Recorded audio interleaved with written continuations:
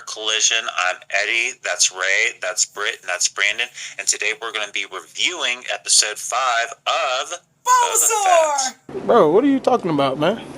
The Book of Boba Fett. Guys, what did everyone think? Dave Filoni, listen, I have a man, but he's understanding. I will get on my knees for you, sir. Oh, yeah? Whatever you want, listen. Jon Favreau, you too. Listen, I'm not a stranger to hi. But listen here. I loved it so much. And girls, oh my goodness. Guys and theys, when I tell you this episode gagged me, it was so good to hear Pedro Pascal's sexy voice through that silver helmet. I was like, just speak to me in Espanol, daddy. Es ella en la ventana. Es la que amo. I was loving it. I was loving every moment. You know, I was like, let me cater to you. When I saw him hurt himself with the Darksaber, it broke my heart. I was like, he needs the training. He needs, the humbling. But he still is that girl. And you know what? He clearly got coin, honey, because everyone was like, hey, we're going to pay you. He was like, girl, it's on the house. I ain't got it. I was just like, are you kidding me? So he got the funds. So now that's the man I need to marry, because that man, he got money, honey. Trust. Okay. He is the Joneses. I got a question. I have never heard of a damn dark saber. Huh? Like, you hear light side, dark side, you see normally sabers are green and blue, and Samuel L. Jackson got his special one because it's purple or red.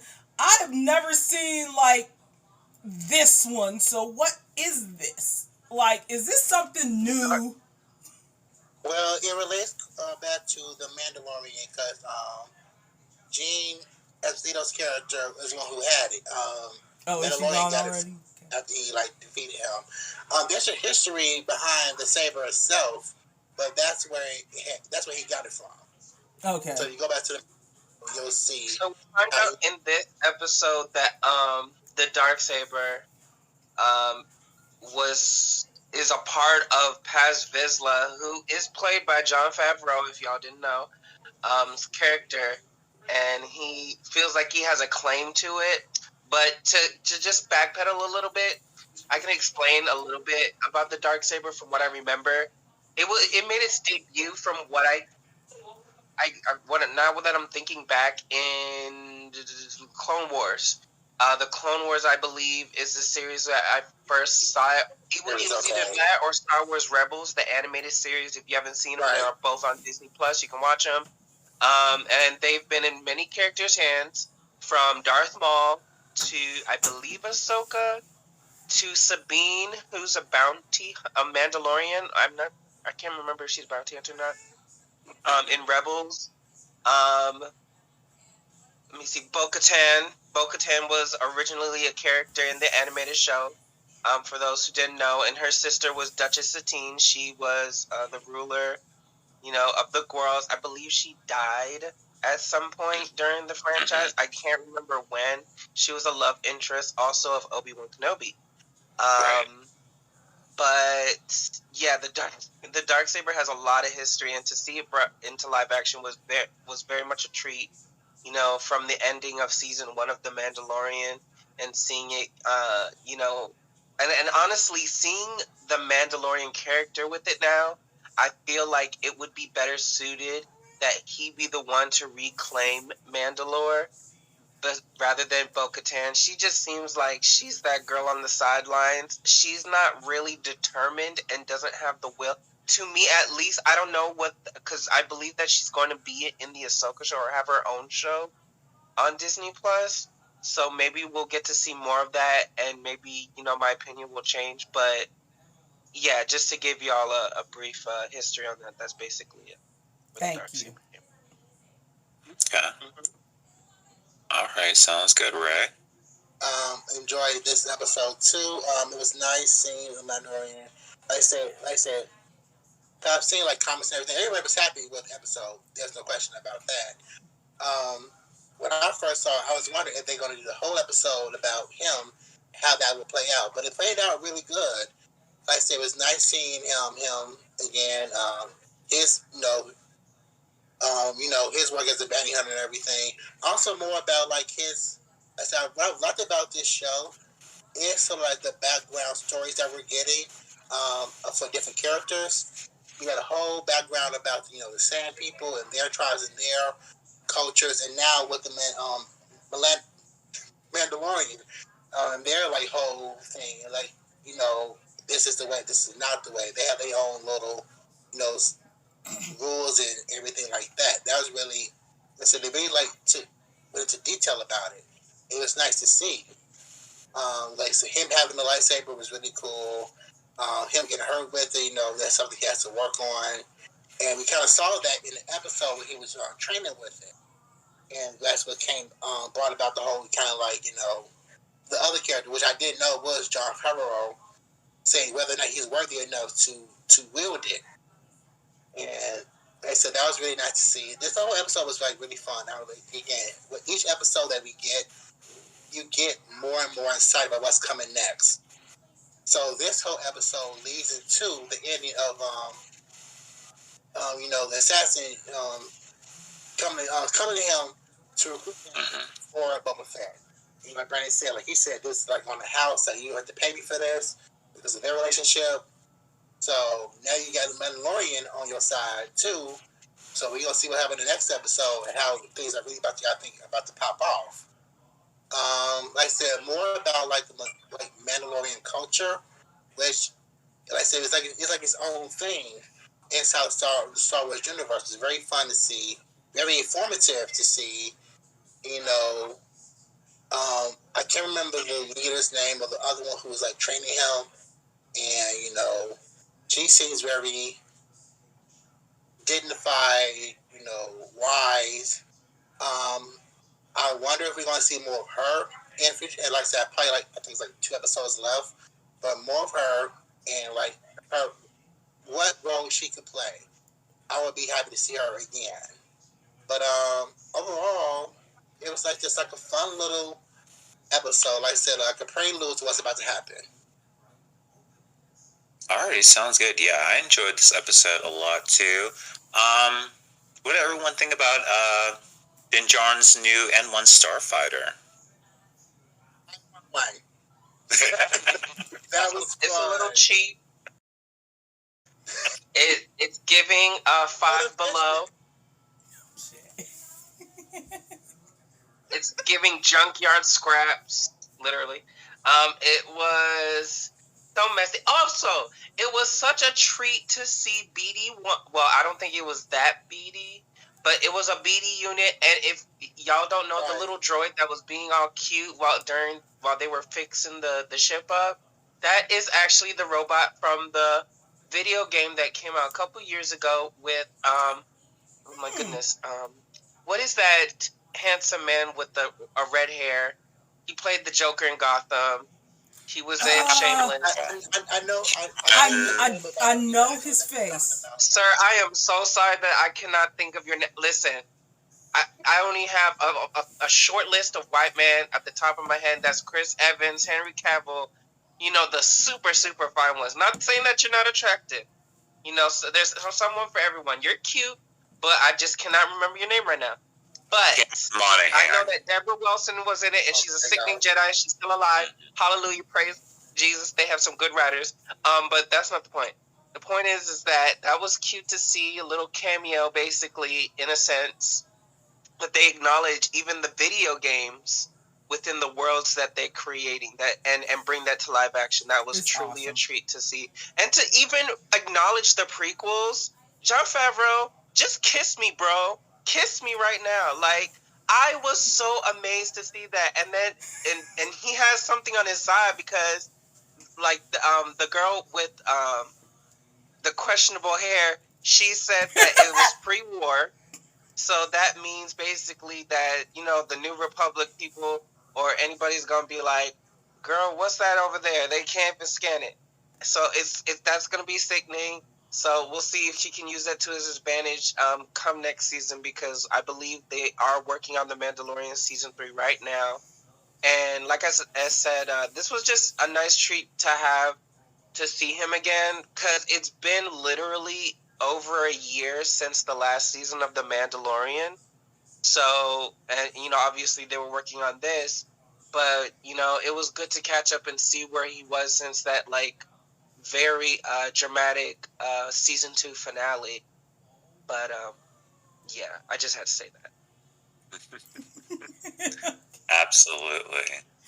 And was anyone else surprised that Miss Pelimoto is dating the Sand People? Because it just seemed like her type. Well, let's not say that to get canceled. The appropriate term is Tusken Raider. Tusken Raider. Short ones, Tusken Raiders. Say that again, Eddie.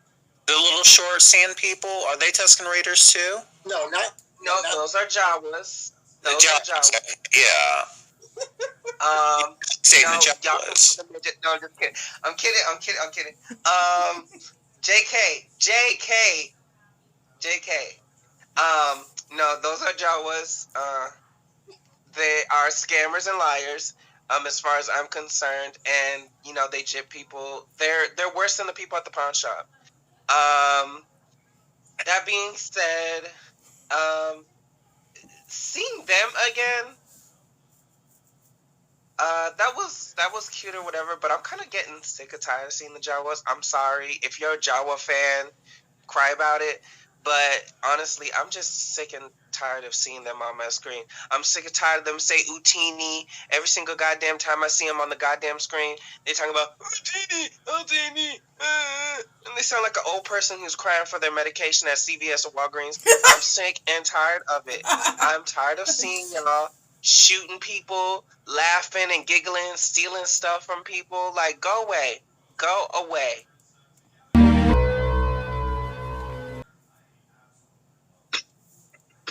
Okay. Oh, Enough of you.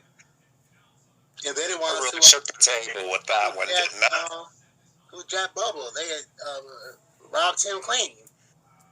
What was that really episode? What, 3 or 4?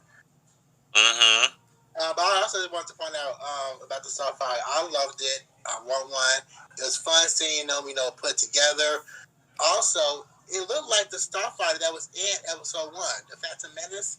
The one Anakin was in. That's like the same. The same one that, not the exact one that Anakin used, but one that of them. same, model. Right. Yeah. Yes. Yeah, that was fun. That was like a little nod, I guess. So like the prequels was already fun to see.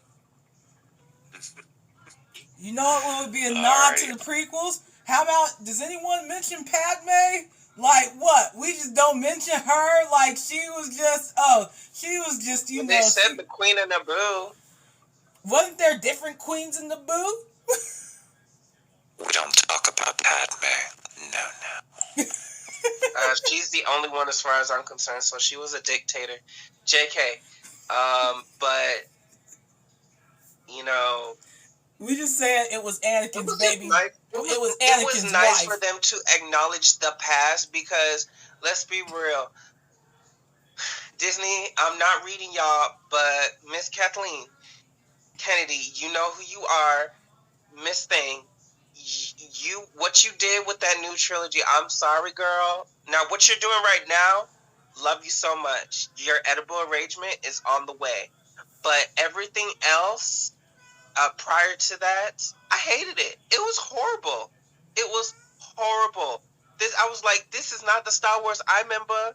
This is not the Star Wars I grew up with. Star Wars, even if its most tragic moments, still had some magic to it, to be like, when you left the theater, you were satisfied. I was not satisfied, and I don't want to go on a tangent, but I just have to say this, like, please don't ever do that again. Just hand the baton to Jon Favreau. Whatever that man wants, whatever he wants, you lay it on the table and you give it to him. Because he is saving your franchise. He is saving Lucasfilm, him and Dave Filoni, and all other parties involved in the processes of those shows and programs. I'm just sick and tired of the mistreatment of these iconic characters. Give them their things. And I'm glad to see that it's happening now, but it should have happened when The Force Awakens came out. True. Very true. Yes. Yes. Alrighty, and then just a real quick question. Did anyone feel with the Mandalorian showing up in this episode of the Book of Boba Fett, does anyone feel that it took away from Boba Fett's story, or did it add to it?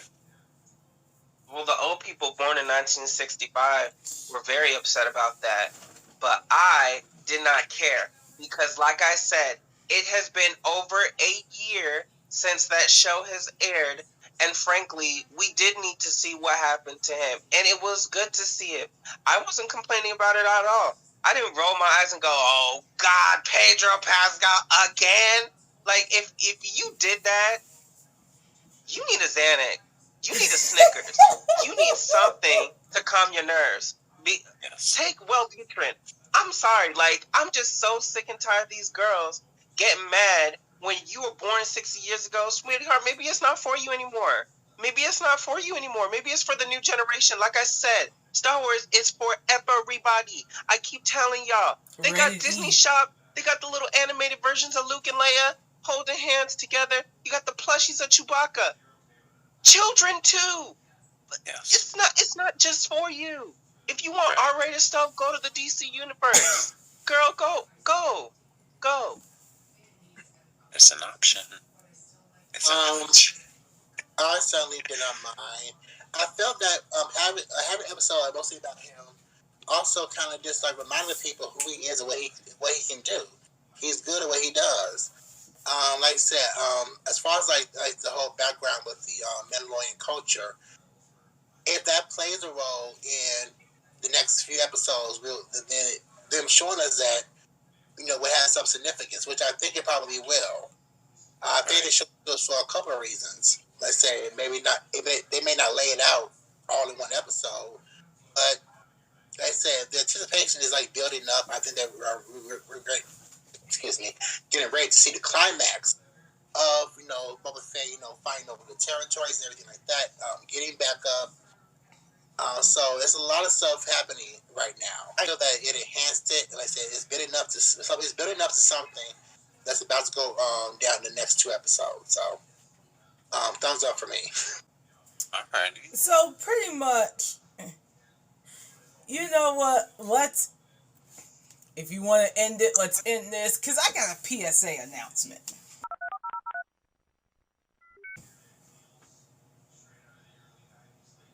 Yes, by all means, please. So, like, older generation, newer generation. I understand the older ones who, you know, probably still live in their mother's basement or got married and had kids and do LARP in the park and all that other stuff. Don't know why. But, now look. I understand that you want to be the diehard fan, like, ooh, George Lucas, jizz everywhere. Understandable. There are some things that we have to let go. I understand that, yes, the last 3 trilogies, they were not good. They weren't. I am sorry, the way they did the iconic characters that we all love was stupid. Now, Ford wanted Han to die so much that they gave him his wish, and it was a dumbass wish, but they gave it to him. But, like everything else, it was just sad. And I'm like, this is horrible. Not only that, to have no Skywalker left at all. Like, not even one. But, I am Rey Skywalker. That was dumb. So, let me get that out the way. Now, look, I understand that, you know, there's some things or there's some movies and stuff that we should not change. or we shouldn't change origin stories and stuff like that. But we have to come to understand now that there are new stories, there are new ways of telling things. As long as they refer to the old things that started everything, to, Jedi, and the prequels and everything. As long as this series goes back to that, because we know what it is, then shut the fuck up and be fine with it. That's it. That's all you need to do. I agree with there's things that you don't need to change, don't need to be changed. Like, people still want a new Back to the Future. Number one, you do that, I'm gonna cut your dick off. I don't care. That's a series you just do not touch ever in life. So, just like with Jurassic World, at least we're continuing something that was in the 90s, partial 2000s, but I mean, do we really count number 3? You know, at least we're bridging on that and bringing the old characters back. But for now, y'all, shut the fuck up and enjoy that we're even getting this and that John is saving this damn franchise. Because those 3 trilogies, especially The Last Jedi, was fucking stupid. And I didn't even want them made. I wanted it to where there were the books that, were there. Why didn't we do that? Why did we have to go all new? That's fucking stupid. JJ, you tried, but no, never again. But that's all I wanted to say. Go ahead. So we're going to go ahead and wrap up this episode of Nerd Collision.